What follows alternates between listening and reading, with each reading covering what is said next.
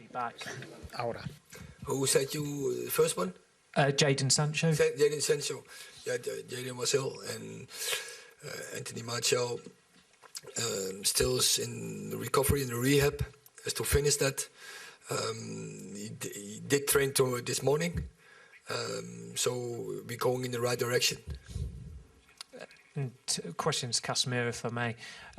Since you came back to start for the team in Nicosia, the team have not lost any of their games. They're 8 games unbeaten. How have you improved the team?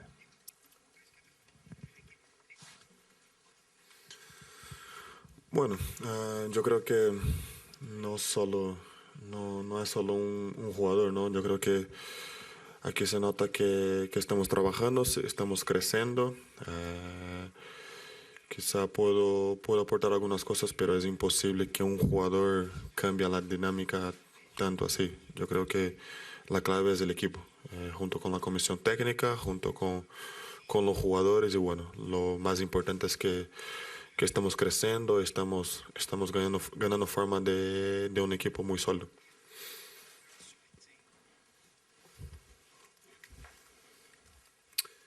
Neil.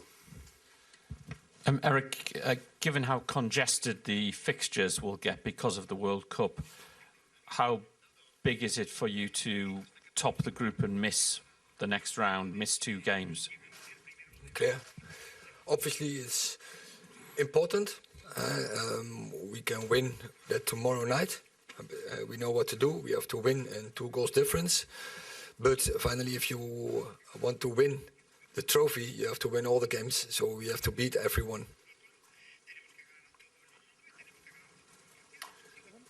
Paul? A question for Casemiro, please. You're synonymous with the Champions League. You've won it 5 times when you were at Real Madrid. I know you obviously want to win the Europa League as well, but I suppose that you want to be in the Champions League next season playing for Man United there.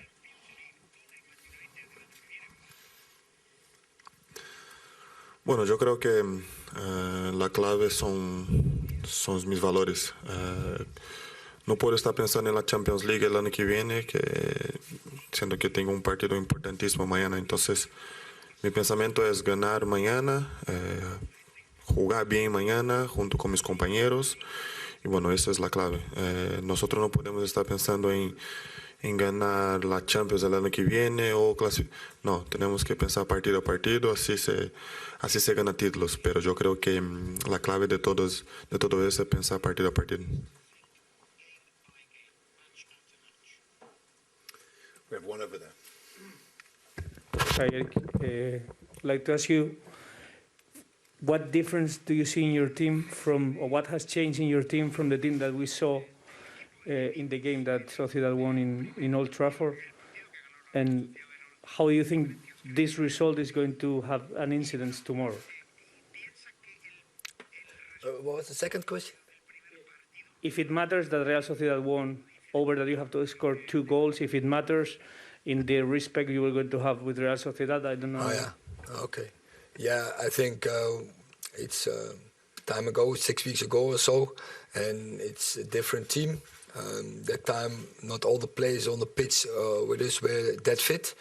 I think we're growing at the last games. We develop, we make so good progress, so we are confident, but we know it's difficult to win games here, but we like the challenge, and we know we have to win with 2 goals difference. So we have a plan for that, and we do everything to get that done. Okay. Erik, do you expect tomorrow one Real Sociedad team less proactive than usual because they don't need to win the game? I think their coach is he likes proactive football. Their coach is the philosophy, and I like that they want to play. So, and I think he will stick to that. But we have to read. If he has a different approach, we will adapt as well. But we know what to do. One at the back there. Hi, Erik. Are these the sorts of games that you will learn most about your team, how far they have come since you took over as manager, in terms of it's sort of been a knockout game in many respects? You said you want to win trophies. It's how far you come. I think you don't speak in autumn about how far you come. It's you can't win anything in this moment in the season, and it's what like Casemiro tells. It's game by game, and we have to win every game. One over here. Asier Aranguren, Euskal Telebista, this is for Casemiro. Mañana, para ser primero del grupo, a la Real le vale con ganar, empatar o perder por un gol. ¿Esto va a ser determinante? ¿Va a ser importante? Perdón, no he entendido. Mañana, a la Real Sociedad le basta con ganar, empatar o perder por un gol para ser primera de grupo, porque tiene 3 puntos más, 0-1 en Old Trafford. ¿Esto va a ser determinante, importante mañana? Bueno, yo creo que es una ventaja muy importante para ellos, ¿no? Nosotros sabemos que cuando se juega así, we know that when you play like that, it's an advantage. But I know really well the fans, and at Real Sociedad they never play to defend. So it's something in you know, it's the way they play. They go out there to play football. They try and you know, practically every team in Spain likes to play like that. But no matter what Real Sociedad does, what the important thing here for us is how we play, how we go out there tomorrow. The key is how we play that game tomorrow. Chris. Yes, hi Erik. It isn't just the issue of having to play 2 more games. When you look at the quality of the clubs that are coming down from the Champions League, you've got Barcelona, your old team Ajax, Leverkusen, Sporting, Sevilla, Shakhtar possibly. It's not just a case of 2 more games, is it? It's if you can't finish top of this group, it could prove fatal to your hopes of going further. It's clear. You face a heavy opponent, but we like those challenges. So for us, that's not the fact. And as I said, if you want to win the trophy, you have to beat them all. One at the front. Erik, with so many games already played and so many to come, how long can Darren continue playing at this level? And would a right back be a priority for you coming up to the January transfer window? I hope. I hope he is keeping progressing, and not only stick to this level, because our approach is, our philosophy is, good is not good enough. We have to do better. So we're really happy with the development, with performances of Diogo. So quite clear.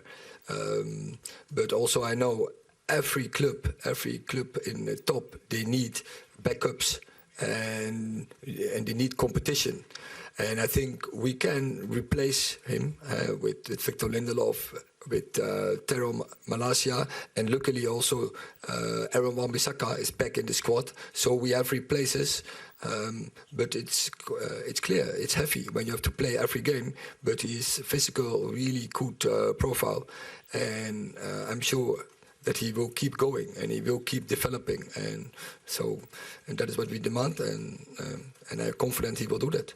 And then for Casemiro, how are you finding the Premier League compared to La Liga, like the speed and the style of opposition?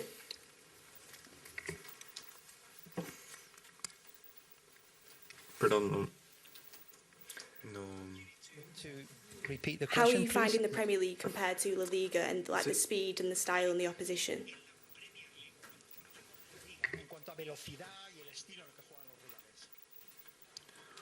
Bueno, yo creo que son competiciones totalmente diferentes, ¿no? Creo que la Premier ya está clara en la pregunta, ¿no? Yo creo que la Premier es mucho más fuerza, mucho más físico. Aquí se intenta jugar mucho más a fútbol. People try and play como ellos hablan aquí en España, like tiki-taka. In Spain, teams like to play tiki-taka, more like a passing kind of game.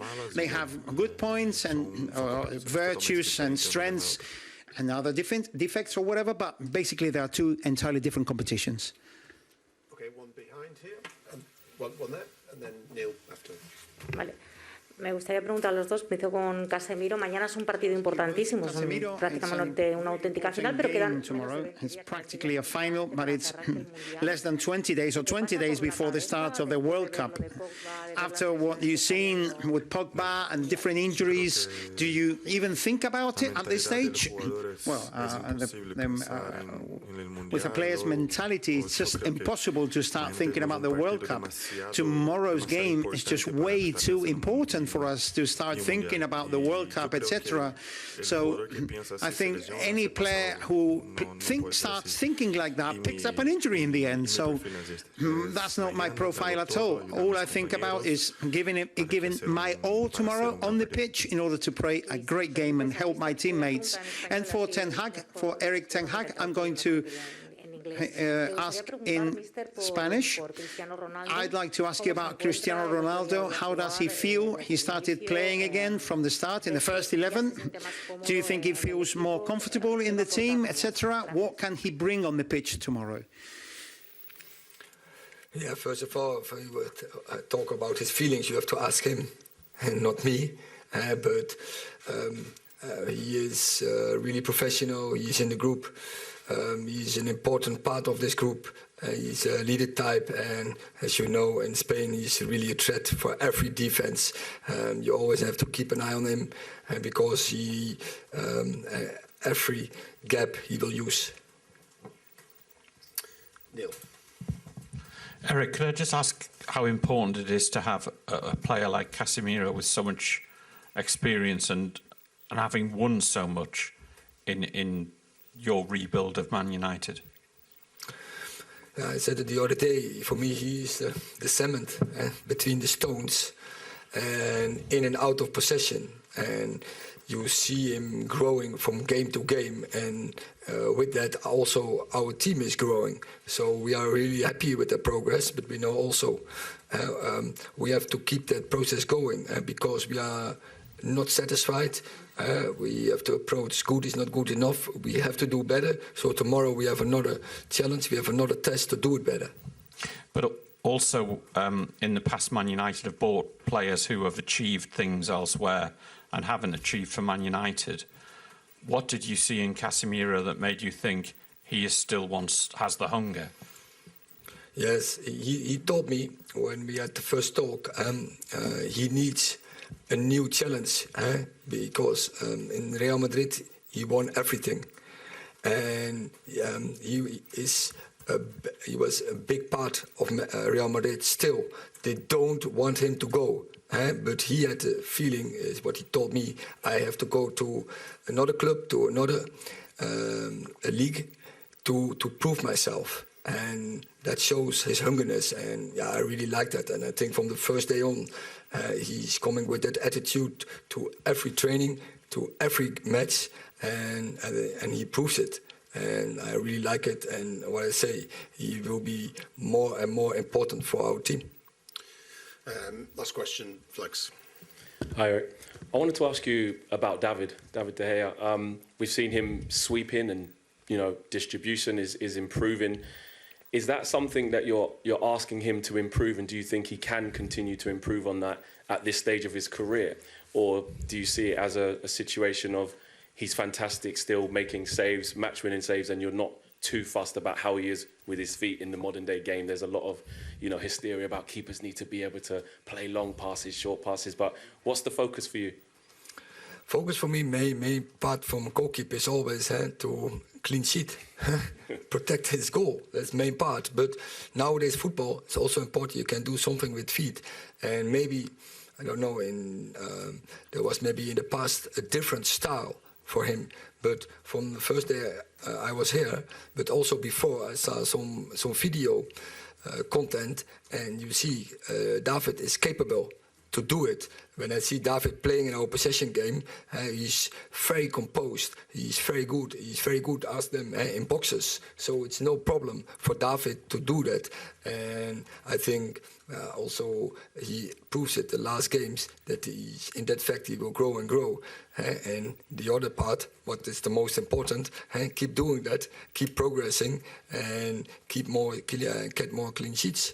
And to Casemiro, there's been so much asked of why Casemiro is so important to us. I wanted to ask Casemiro, you've played under top managers Ancelotti and Zinedine Zidane. How has it been working under Erik, and what do you think he can add to your game, even though you're so experienced and have achieved so much?